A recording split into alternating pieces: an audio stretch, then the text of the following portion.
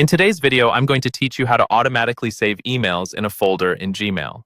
Let's dive right into this handy feature that helps keep your inbox organized without the need for manual sorting.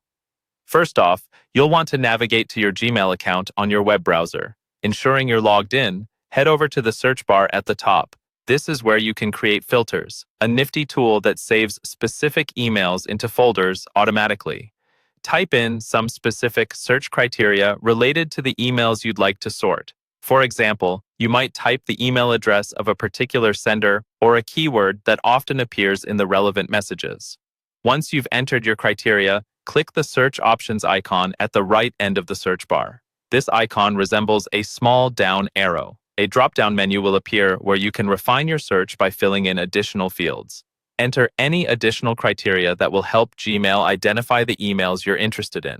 Now, look towards the bottom right corner of the drop-down, and you'll see an option that says Create Filter. Click it. This is where we begin automating the process. A new window pops up with several checkboxes. For the purpose of saving emails into a folder, you'll want to select Skip the Inbox, Archive it. This action prevents your incoming emails from cluttering your main inbox. Then select Apply the label. If you already have a folder set up for these emails, you can simply scroll through your options and select it. If you don't have a folder yet, don't worry. You can create one here. Upon selecting Create New Label, a prompt will ask you to name your new folder. Give it a relevant name, something you'll easily associate with the emails you plan to categorize here. Hit Create, and you'll notice that your filter criteria now have a designated home.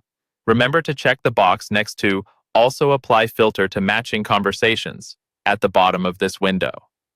This functionality is great because it organizes not only future emails, but also those that already fit the criteria you've defined. The last step is clicking on Create Filter again. Congratulations, you now have an automated system in place. Your Gmail is officially organized according to your personalized system.